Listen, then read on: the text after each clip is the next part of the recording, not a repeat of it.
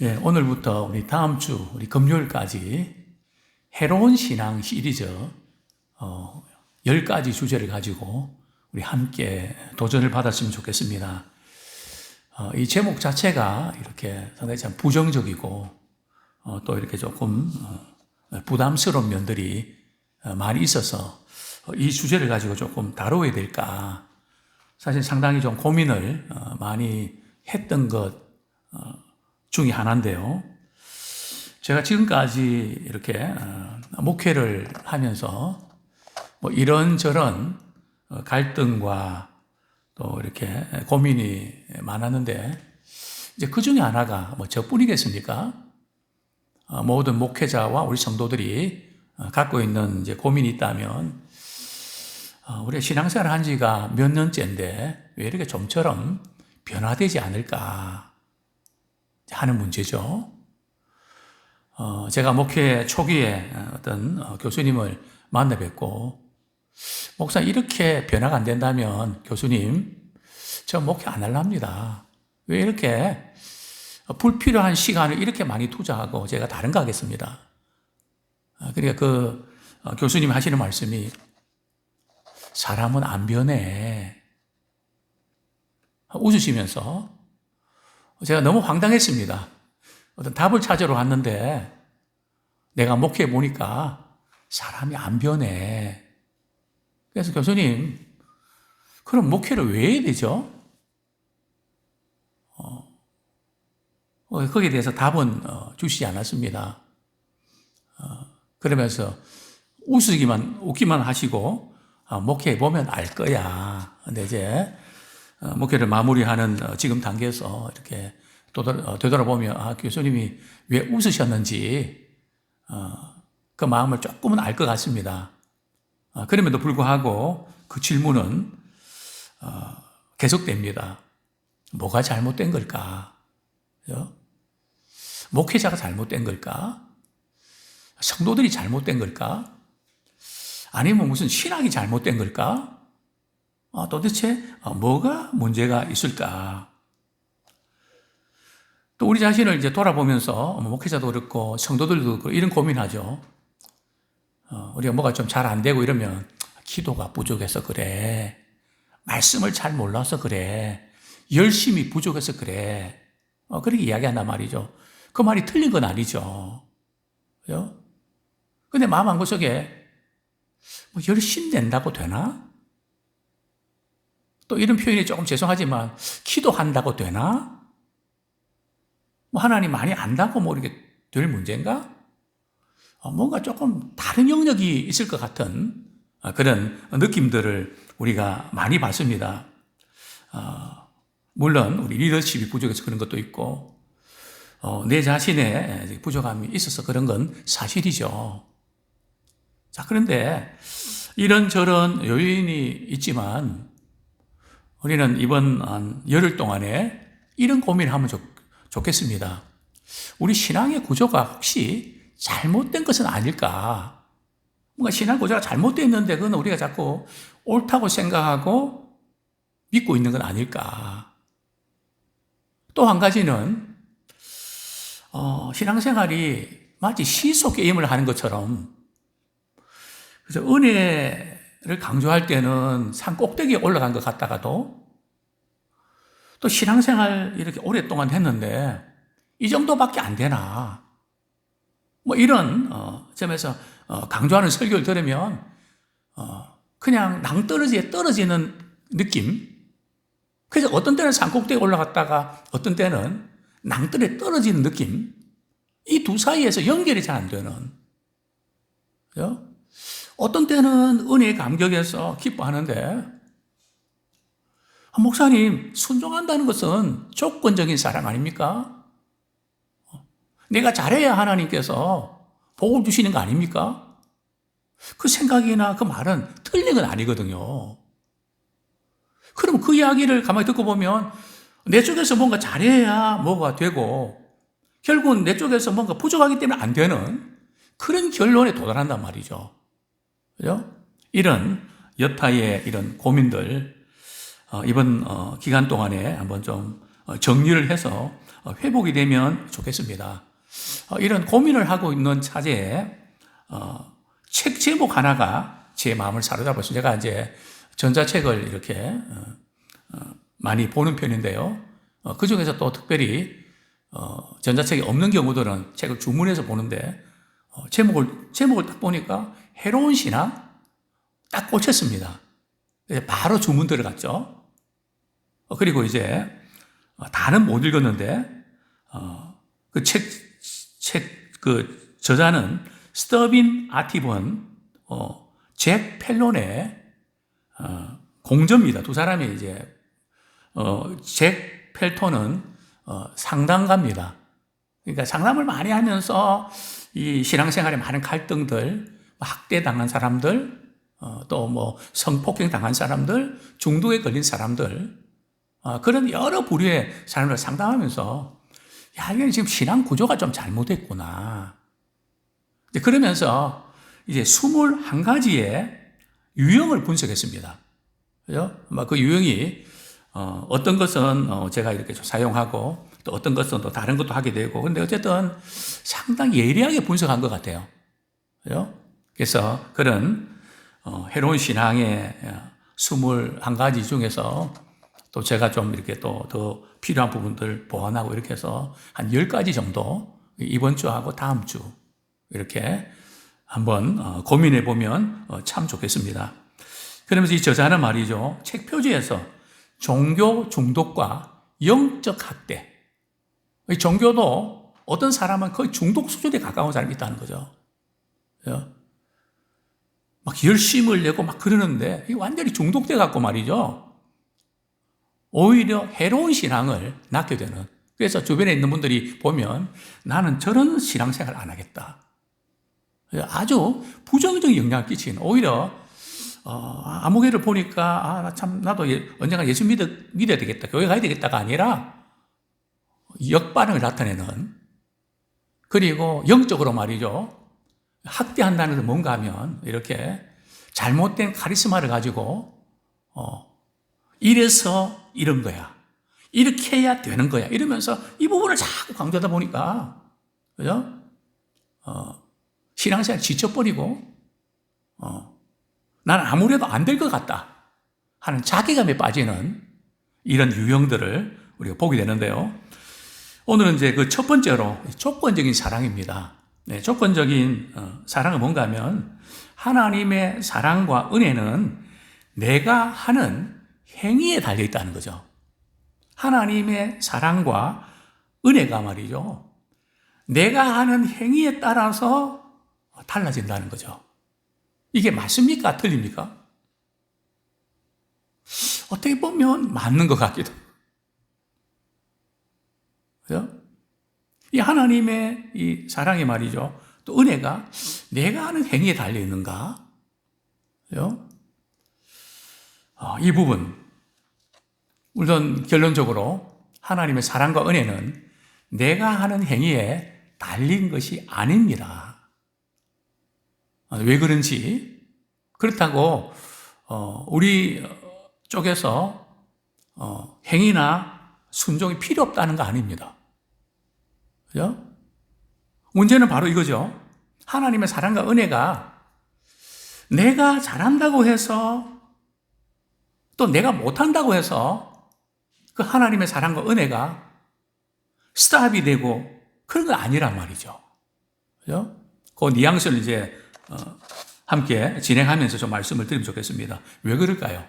하나님께서 이스라엘 백성들을 선택하신 이유가 무엇일까요? 다른 나라 백성들보다 이스라엘 백성들이 이뻐서 그럴까요? 잘해서 그럴까요? 인구가 많아서 그럴까요? 뭔가 이스라엘을 택하면 후회하지 않아서 그럴까요?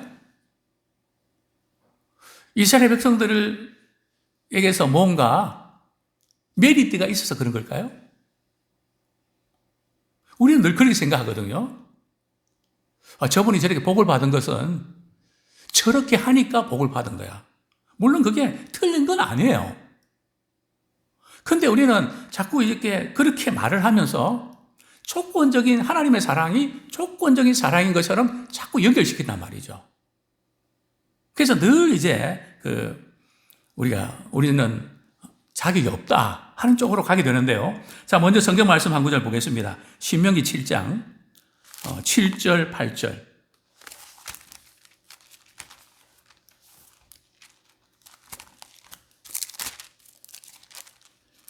네, 신명기 7장 7절 8절. 같이 읽겠습니다. 시작.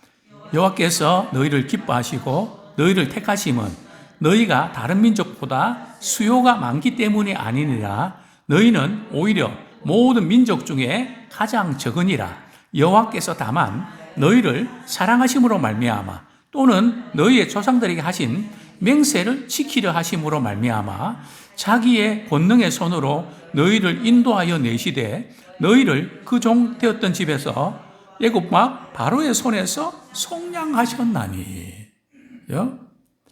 하나님께서 이스라엘 백성들을 우리가 선택하신 것은 말이죠. 우리 7절에 보면 여호와께서 너희를 기뻐하시고 너희를 택하심은 뭐 조건이나 이유 때문에 기뻐하신 게 아니고요. 그냥 기뻐하셨다는 거죠. 그냥 사랑하셨다는 거죠. 굉장히 중요한 부분입니다. 근데 우리는 하나님께서 그냥 기뻐하시고 그냥 사랑하셨는데 우리는 뭔가 우리 쪽에서 뭔가 이렇게 해야 하나님을 사랑하고 하나님 기뻐하실 것 같다. 항상 그렇게 생각한단 말이죠. 그러니까 결국은 자칫 잘못하면 우리의 의를 내세워야 되는 바리새인들 신앙생활의 구조로 빠져버린단 말이죠. 신앙생활 오래 하면 거의 다 그쪽으로 빠지지 않습니까? 바로 이런 내 쪽에서 그래도 뭔가 있기 때문에 하나님이 사랑해주고 복을 주시는 것이지 그게 맞는 것 같기도 하고 또 그게 문제가 된단 말이죠. 그렇습니다. 또 오늘 본문에 보면 숫자가 많아서 그런 것도 아니고 가장 적다 그랬거든요. 뿐만 아니라 하나님께서 이스라엘 백성들 조상들에게 하신 맹세를 말이죠. 맹세로 말미암아 약속과 맹세를 하시기 때문에 그것을 지키기 위해서 내가 사랑했다는 거죠. 그리고 계속해서 하나님께서 이스라엘 백성들을 말이죠. 애굽에서 인도해 낸 게 이스라엘 백성들이 잘해서 그런가요? 다만 성경에 이런 말씀이 있습니다.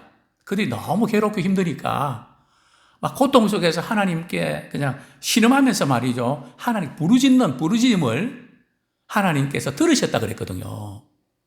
뭐 그 부분은 어떤 면에서 이스라엘 백성들이 이렇게 하나님께 매달리는 뭐 그런 면도 있었겠죠. 그러나 그것 때문에 우리 하나님께 이스라엘 백성 인도내신 게 아니라는 거죠. 그냥 사랑하시고 약속하셨기 때문에 그래서 그냥 하신 거란 말이죠. 그래서 우리가 우리 하나님의 사랑은 조건적인 사랑이 아니고 무조건적인 사랑이다. 뭐 순종해야 되는데 그 부분은 두 번째 좀 다르고요.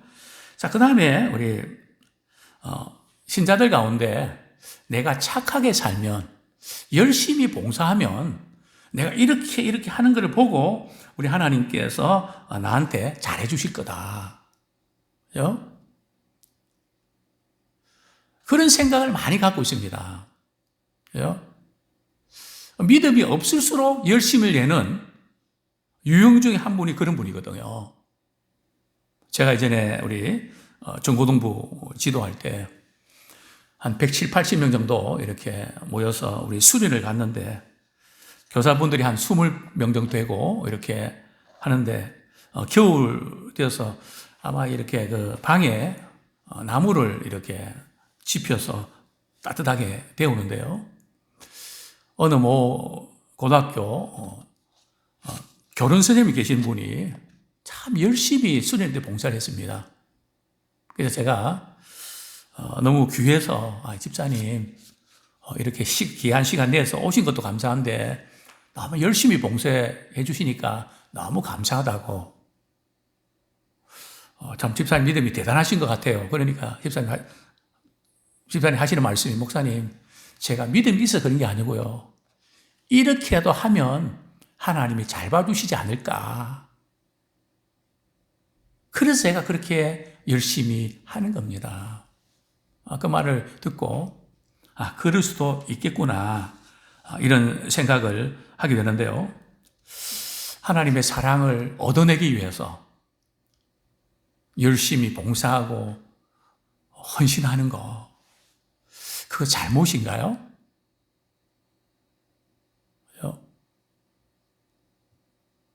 잘못이죠. 어떤 잘못입니까? 하나님이 우리를 그렇게 사랑하셨기 때문에 그 사랑의 감격에서 주님을 사랑해야 되는데, 주님을 사랑하는 그것이 우리 봉사와 헌신으로 나타나야 되죠. 이 봉사와 헌신 것 자체는 비슷한 것 같은데, 어떤 것이 동기가 되고 어떤 것이 발단이 되어서 그렇게 하느냐가 문제죠. 사랑을 얻기 위해서. 만약에 부부가 말이죠, 결혼하는데 그 사람이 갖고 있는 어떤 돈 때문에, 돈이 많아서, 그 조건이 좋아서, 물론 우리가 결혼하는데 조건을 안 따지는 사람이 누가 있겠습니까? 사랑하지만 이왕이면 조건이 좋으면 좋잖아요. 근데 사랑도 없는데 돈 보고 결혼하고, 그 사람 결혼해서 내게 유익하기 때문에 만약에 한다면 그 결혼이 오래 갈까요? 오래 가지가 않죠. 그런 식으로 사랑하면 이게 감옥살이 하는 거죠. 타이타닉의 영화에 나오는 것처럼 고급 이렇게 축제도 하고 좋은 선물 말이죠. 다이아몬드 말이죠. 그런 해도 감옥이라고 표현하는 거죠. 사랑이 없으니까. 그죠? 마찬가지죠. 우리 신앙생활도 그럴 수 있다는 거죠. 그래서 우리의 노력과 열심으로 하나님의 사랑을 따내는 게 아니라는 거죠. 그죠? 이것은 엄청난 우리의 고통을 줍니다. 그죠? 지치고요. 그렇습니다. 특별히 이런 어떤 분이 좀 그렇게 하는가 하면 어린 시절 말이죠. 부모로부터 학대받은 사람들이 자기 자신은 사랑받을 만한 자격이 없다고 생각하거든요.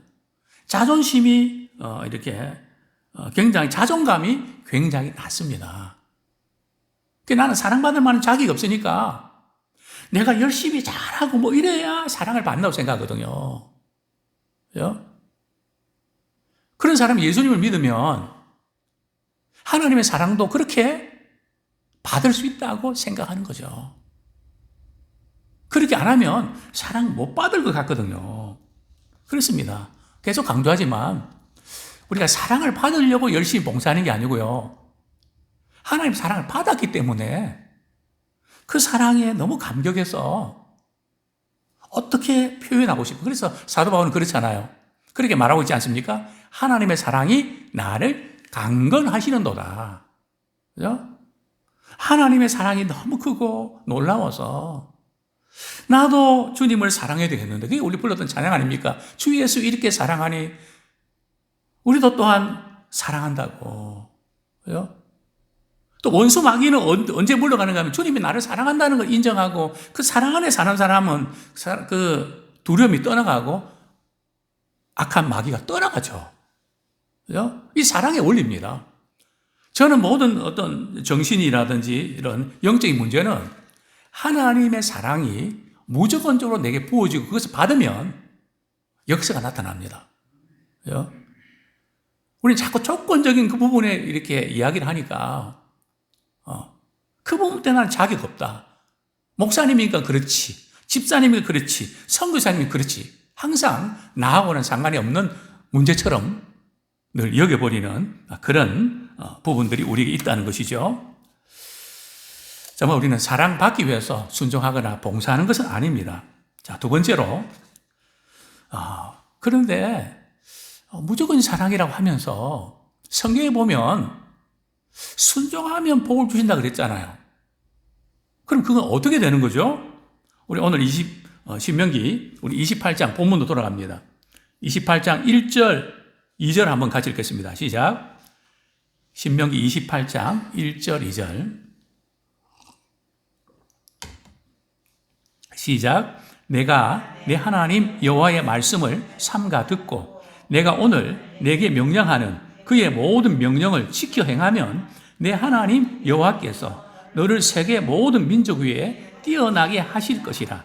내가 내 하나님 여호와의 말씀을 청종하면 이 모든 복이 내게 임하며 내게 이르리니. 우리가 좋아하는 또 성경 말씀 6절 말씀 같이 읽겠습니다. 시작. 내가 들어가도 복을 받고 나가도 복을 받을 것이니라. 보면 순종하면 복을 받는다고 했잖아요. 그러면 순종은 조건 아닌가요? 제가 인터넷에 말이죠, 이 부분에 대해서 좀 다루고 있는 분이 있을까? 제가 이전에 그런 설교를 드린 적이 있거든요. 순종은 공로가 아닙니다. 그래서 제가 순종은 조건이 아닙니다. 이걸 검색해 보니까 인터넷에 순종은 조건이라는 그런 표현을 쓰고 있는 기사들이 많습니다. 어떤 면에서 순종이 조건의 일면이 있는 건 사실이죠. 그죠? 그리하면 이렇게 복을 주신다고 말씀하셨으니까. 그죠? 그래서 우리는 이 순종을 우리가 받아들일 때에 이 순종이 나의 행위나 나의 그 어떤 것으로 얻어내는 거라고 생각한단 말이죠. 그래서 우리가 처음 예수 믿을 때는 신앙생활이 업이 되고 은혜 충만하거든요. 근데 신앙생활 하면서 뭔가 순종을 해야 되는데 순종을 제대로 못 하거든요. 그렇기 때문에 나는 신앙이 없다고 생각하고 심지어는 나는 천국 갈 수 없다고 생각하는 그런 분들이 이외로 많다는 거죠. 평생 신앙생활 했는데도. 근데 지금 순종하면 복을 받는다. 그죠? 이 지금 의미가 말이죠. 이 순종이 조건적인 사랑을 말하는 걸까요? 우리가 하나님의 사랑을 받기 위해서 순종하는 건가요? 복을 받기 위해서 순종하는 걸까요? 그거 맞는 것 같은데요. 순종하면 복을 받는다고 했잖아요. 그래서 우리가 순종하는 거잖아요. 이게 뭐가 잘못된 걸까요? 그렇다면 우리가 하는 행위에 따라서 말이죠. 하나님의 사랑이 좌우될까요? 아까 앞에서는 하나님의 사랑과 은혜는 내가 하는 행위에 달린 것이 아니라고 분명했거든요. 그건 무조건적인 사랑이거든요. 그런데 하나님이 순종하라고 하셨잖아요. 여기에서 이제 이렇게 우리는 정리가 안 되는 거죠. 그래서 우리는 또다시 이제 내가 뭔가 해야 하나님의 사랑을 따낼 수 있다고 이렇게 가는 거죠. 그런데 문제는 기도가 부족하다 그러는데 기도를 얼마나 하면 될까요? 말씀을 잘 몰라서 그런데 말씀을 얼마나 많이 배우면 그럴까요? 뭔가 부족해서 그런데 봉사나 이런 게 부족해서 그런데 얼마나 많이 하면 되는 걸까요? 그게 아니란 말이에요. 우리는 자꾸 이렇게 이 순종을 강조하면서 하나님의 무조건적인 사랑에 감격해서 그 다음으로 넘어가야 되는데 순종을 강조하면서 조건적인 사랑으로 넘어간단 말이죠. 우리가 순종하지 말라는 게 아닙니다. 또 우리 순종하면 복을 받는다는 거 사실입니다. 이 차이를, 이 뉘앙스를 알아야 되는데요. 그래서 어떤 분들은 신앙생활 하다가 그냥 지쳐버리죠. 아무래도 안 된다. 그렇죠. 신앙생활은 내 의지나 내 노력으로 아무리 애를 써서 되는 게 아니잖아요. 그거 내려놔야 되거든요. 천부의 의지 없어서 손 들고 주님께 나갑니다. 주님이 나를 도와주지 아니하시면 내가 어디에 가고 뭘 할 수 있겠습니까? 그죠? 이 부분에 확실히 이렇게 서 있어야 된단 말이죠. 순종은 그 사랑에 감격해서 그 다음에 이어지는 거란 말이죠. 그죠? 근데 우리는 이제 신앙생활 하면 할수록 천부의 의지 없어서가 아니라 내가 좀 더 잘해야 되고 내가 좀 뭔가 이래야 되는데 이게 안 돼서 그것 때문에 가슴 아리하고 답답해 하잖아요. 그죠? 근데 그게 안 되죠. 하나님의 사랑을 제대로 깨달으면 반응으로 나타나는 것이지. 두 번째는 순종은 조건적인 사랑이 아니라 은혜에 대한 반응이라는 거죠. 그죠? 결과를 얻어내기 위해서 순종하는 것이 아니라 그죠? 하나님의 사랑에 감격해서 반응을 했는데 하나님께서 복을 주시는 거란 말이죠. 그죠? 복을 받기 위해서 하는 게 아니라는 거죠. 그죠? 그런데 하나님께서 복을 주시는 거죠. 그죠? 그래서 이렇게 신앙생활 하면 이렇게 되겠다. 굉장히 그런 부분들을 공식을 갖는 것은 대단히 위험하죠. 자, 먼저 왜 그런가? 왜 은혜에 감격해서 반응하고 순종해야 되는가? 우리 성경 몇 구절 보죠. 우리 십계명, 하나님 모세에게 십계명 주실 때 출애굽기 20장 2절 말씀.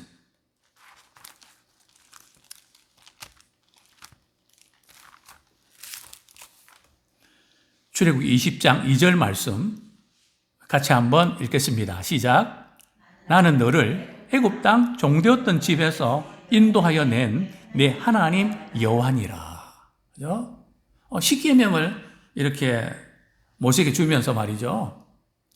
뭐 1계명은 뭐고 2계명은 뭐고 이렇게 말씀하시면 되는데 하나님께서 이스라엘 백성들을 말이죠. 애굽에서 인도하여 낸 여호와다. 지금까지 내가 살아온 것이 하나님의 은혜 가운데 여기까지 올 수 있었다. 그죠?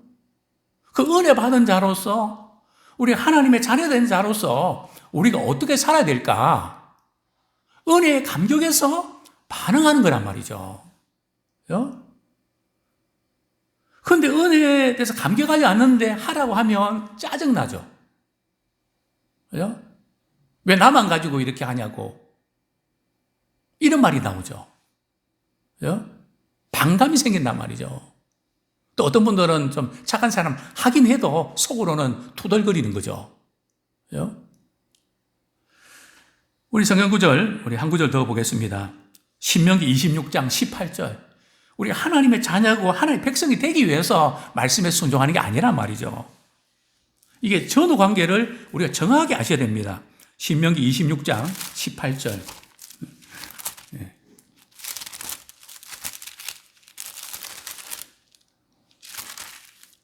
26장 18절, 17절부터 18절까지 읽겠습니다. 시작. 내가 오늘 여호와를 내 하나님으로 인정하고 또 그 도를 행하고 그의 규례와 명령과 법도를 지키며 그의 소리를 들으리라 확언하였고 여호와께서도 내게 말씀하신 대로 오늘 너를 그의 보배로운 백성이 되게 하시고 그의 모든 명령을 지키라 확인하셨느니라. 하나님의 명령을 지키라 하는 것이 먼저인가요? 보배로운 백성이 된 것이 먼저인가요? 그죠? 보배로운 백성이 되었기 때문에 그래서 말씀을 지키라는 거죠. 그죠? 말씀을 지키지 말라는 거 아닙니다. 순종하지 말라는 거 아닙니다. 순종하면 복이 없다는 거 아닙니다. 그죠? 복 역시 우리가 순종해서 얻은 결과가 아니라는 거죠. 물론 우리의 표현으로 그렇게 표현하는 것도 틀린 건 아닌데, 그죠? 우리가 순종해서 말이죠. 내가 이런 복을 받았다 그러면 하나님을 높일 것 같아요? 아니면 자기 자신을 높일 것 같습니까? 자기 자신 쪽으로 돌아간단 말이죠. 그죠? 우리 신명기 8장 한번 보겠습니다. 이스라엘 백성들이 너희들이 가나안 땅에 들어가면 제발 이런 말 하지 않으면 좋겠다. 당부하셨죠.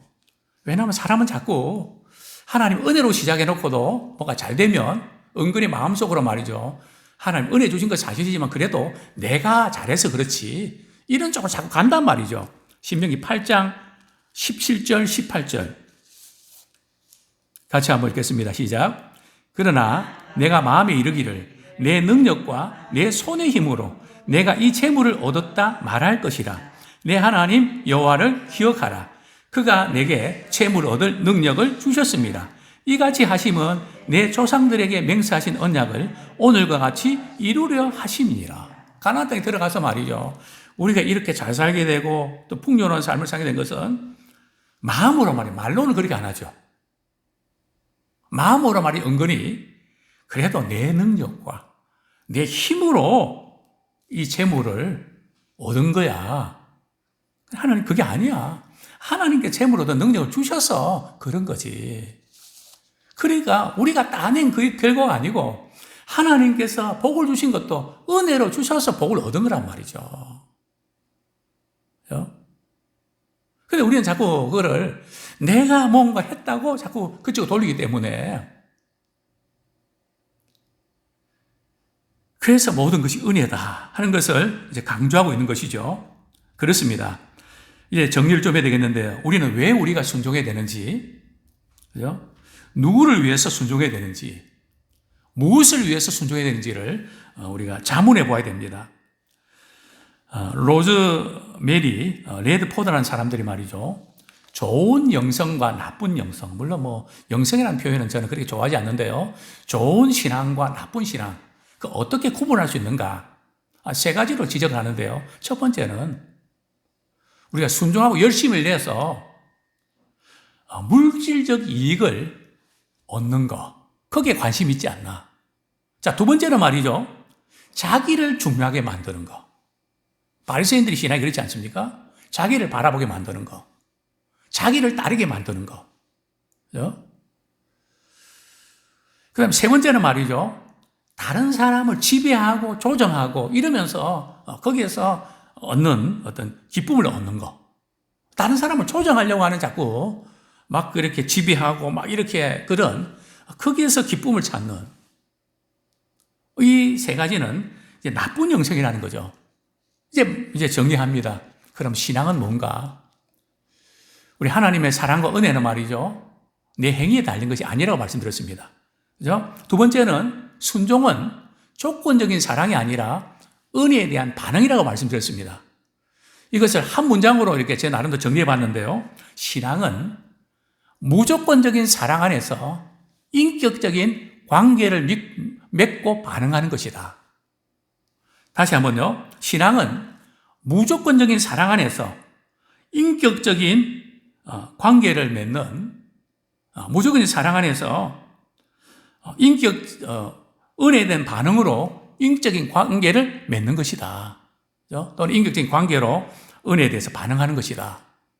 그렇게 정리할 수 있겠죠. 아무쪼록 상당히 제가 질문을 많이 던져서 굉장히 좀 혼란하기도 하지만 굉장히 중요한 부분들입니다. 강조점은 뭔지 아시겠죠? 그죠? 무조건적인 사랑에서 출발해서 은혜의 사랑에 대해 반응하면서 하는 것이지. 그죠? 우리가 뭐 좀 이렇게 부족하고 이렇게 좀 그렇게 해서 하나님 사랑 안 하는 거 아니고 변함없이 사랑합니다. 우리가 잘 못할 때도 그 사랑의 감격에서 또다시 힘을 내고 반응하면서 또 하나님 복을 주실 때도 이것은 내가 잘해서 복을 얻는 것이 아니라 하나님이 은혜 주셔서 이 복을 주셨다. 우리는 하나님께 초점 맞추는 그런 우리 모두가 되기를 축원합니다.